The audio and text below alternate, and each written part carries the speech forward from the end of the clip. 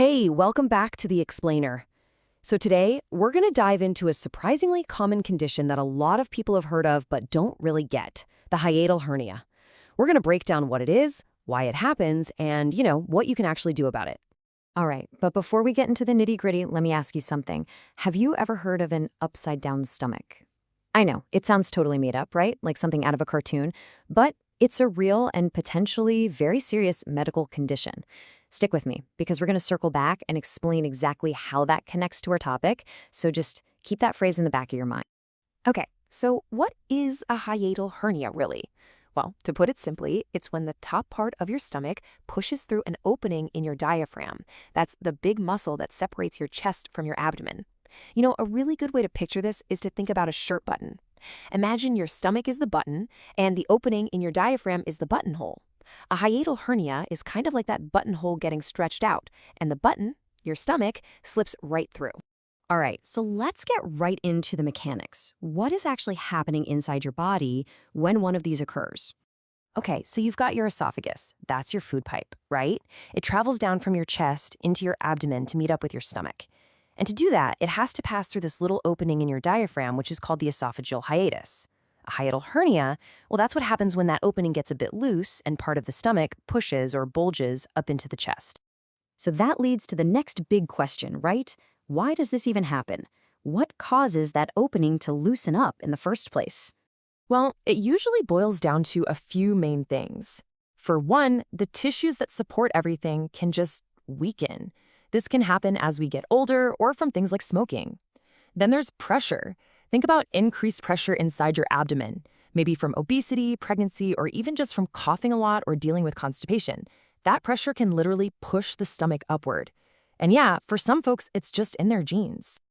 Okay, this is a really, really important point. Not all hiatal hernias are created equal. They're actually classified into different types, and knowing the type is key because it completely changes the symptoms and how it's treated. So let's break down the key differences here. By far, the most common one is what's called a type I, or a sliding hernia. This is where the top of the stomach and the esophagus just kind of slide up into the chest together. A lot of people who have this don't even know it, no symptoms at all, or they might get classic GERD symptoms, heartburn and that kind of thing. But then you have the other types, the paraesophageal ones. And with these, it's different. A part of the stomach actually squeezes up next to the esophagus. These are way less common, but they can cause a whole different set of problems, like pain, feeling full super fast, or even feeling short of breath after a meal.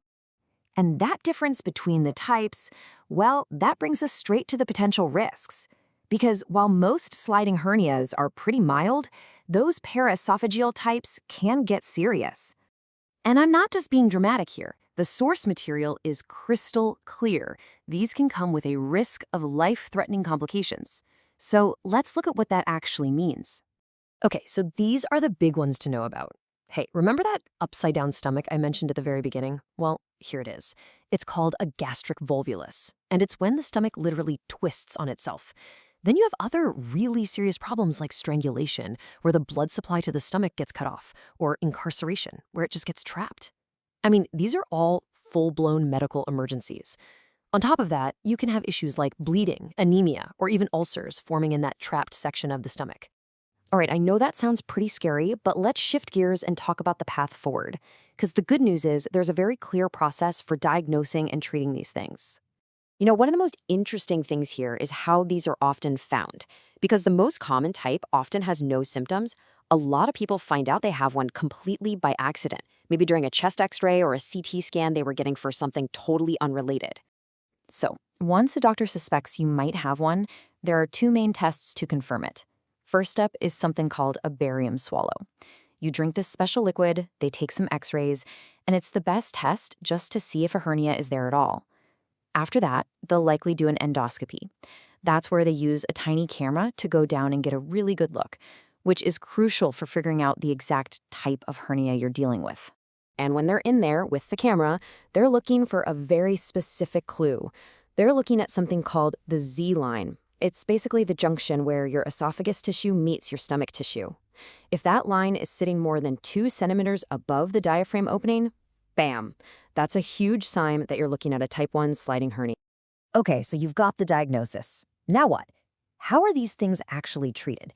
Let's start with the most common one, the type 1 sliding hernia.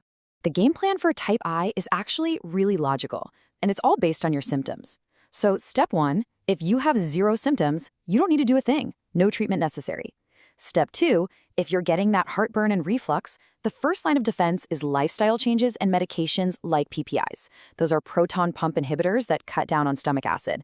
And only then, if none of that works, or if other complications pop up, do you even start to consider surgery. It's really the last resort.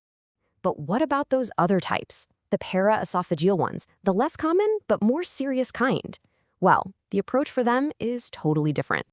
Yeah, because the risk of those nasty complications is so much higher, doctors are way more proactive here. In fact, they might recommend surgery even if you don't have any symptoms at all, just to prevent future problems. If you do have symptoms, surgery is pretty much always the answer. And of course, if one of those acute complications happens, like the stomach twisting, that's not a let's schedule it situation. That is an emergency that requires immediate surgery. So there you have it. A hiatal hernia is incredibly common, but it's one of those conditions where the details, the type you have, really, really matters. We've walked through the signs, the risks, and the treatment plans, and it all kind of boils down to one final question for you. Are you really listening to your body's signals? Thanks for tuning in to The Explainer.